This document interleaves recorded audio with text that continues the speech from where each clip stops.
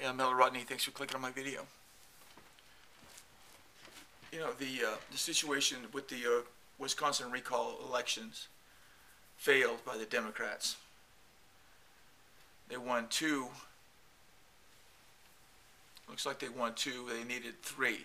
And then there's going to be, next week, I think there's going to be 2 elections recalling Democrats. So the Republicans could get those 2 seats back, or they could, you know, get 1, or they can just stay the way it is. But the Republicans have remained in control of the, I don't know, I think it's the lower house. I don't know what it is exactly. Do your own research. $30 million was spent. But I want to talk to you about a lot of the people up there, the teachers union. And I want to tell you about one of the main reasons I'm so disgusted with public service workers who, I'm not sure if a union, if the teachers are considered public service union. I guess they are. They're paid by the public.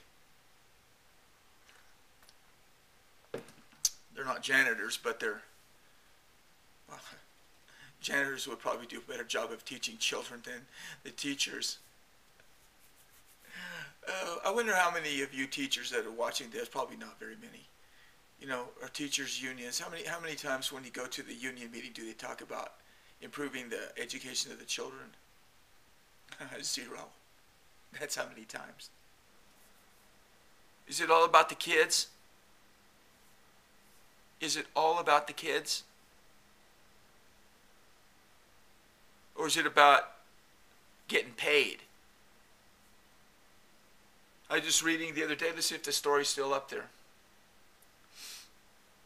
that that this administration, in the they're wise in their wisdom, in their great wisdom, because they're wise about everything. You know, you just ask them, they'll tell you how wise they are. Looks like the story's down. That that Obama is going to end school testing because too many kids are failing. No, but it's all about the kids.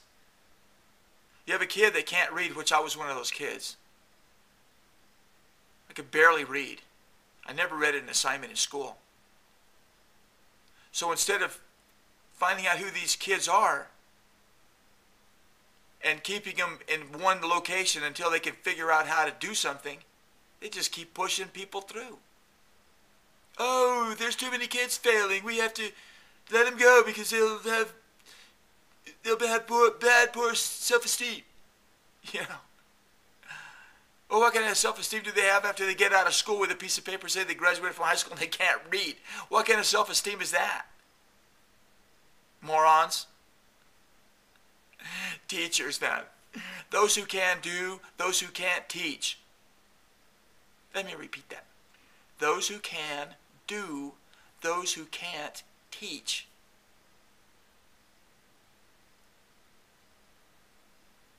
Yeah. Oh, that's not where I'm in to help the children.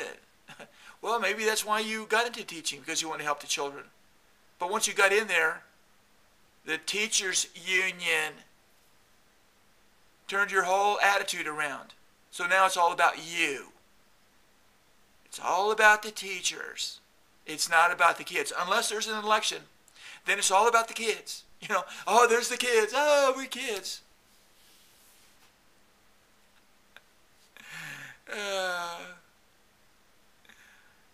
It's terrible. Parents are morons too, incidentally.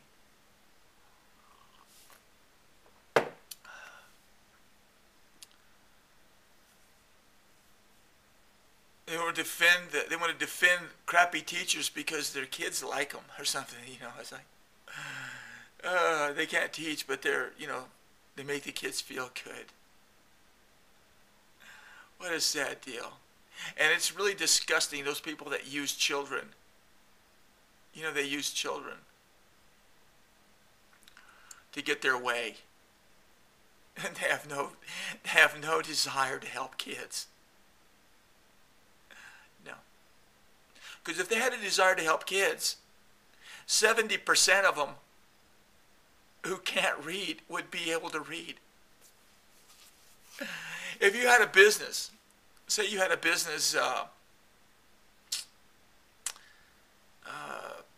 had a restaurant, and you had somebody at the cash register that couldn't make change. For every 100 customers that came in, they screwed up the change 70 times. How many times? How long would that person be at the cash register? Or if somebody took an order, they take 100 orders, and 70 of them are screwed up. How long is that waiter going to be there? Or you have a carpenter that for every 100 actions, 70 of them are wrong.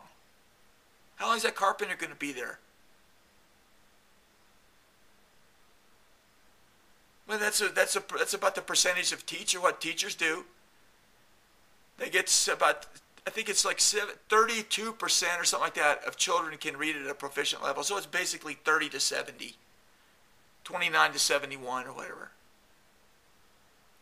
So for every 100 actions that you do on your job, you can get away with doing 70 of them wrong and still get paid and go out on strike and want more. These are the most incompetent people in our society. There's no group of people more incompetent than school teachers. 70% of the product that they produce is faulty. If your automobile is 70% of the parts on your vehicle failed, how would that make you feel? But yet you have children that are walking the streets right now who came out of school, and 70 of them out of 100 are totally incompetent because they've been in a system where the people that are there only care about themselves. Those who can do, those who can't teach. And those who are teaching, they don't give a shit about the kids. They only care about themselves, and they're producing a product that is failing.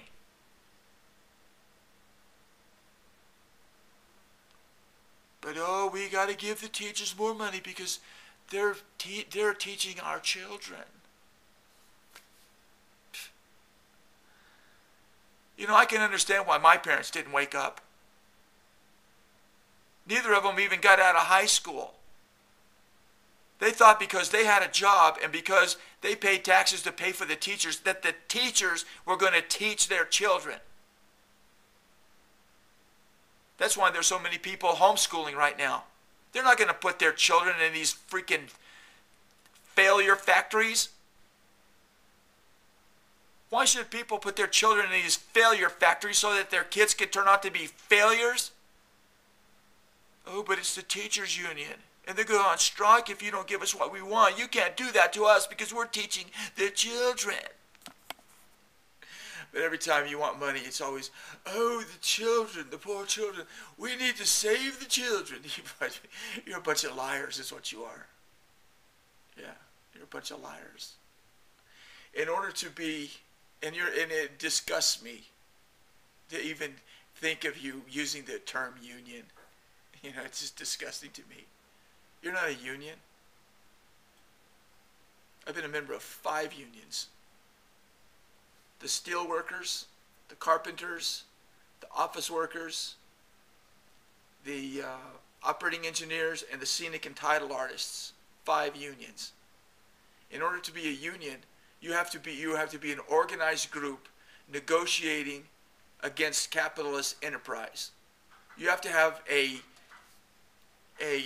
what would be the word? Adversarial relationship with the people you're negotiating with. And the people that the teachers union negotiates with are the people that they give money to get elected. It's not a union. You don't have a union, teachers. You're not in a union. You're in a payola scheme. Right? You like go around to all the radio stations, giving the radio station guy money to play your record. You're in a payola scheme. Eventually, you're going to get caught for that. When I was in a union, I remember going on strike. When I was a kid, before I was in the union, they went on strike for 9 months.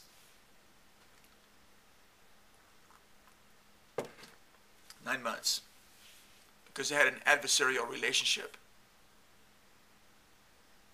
Teachers' unions don't go on strike. Who do they strike against? They strike against the people. They strike against themselves. They strike against their neighbors. Our strike was against a company that was headquartered in, we were in New Mexico. I think the company was headquartered in Connecticut. We had an adversarial relationship with them. They didn't care for us and we didn't care for them. They needed us to do the digging and we needed them to pay us for doing the digging. And that's why we went on strike, because we wanted more for the amount of digging that we were doing. So we had an adversarial relationship. But the teachers' union, they get together and have buckets and truckloads of money delivered to the politicians who are the ones that they're going to end up negotiating their contracts with. It disgusts me that teachers think they're in a union. You're not in a union. You're in a criminal enterprise.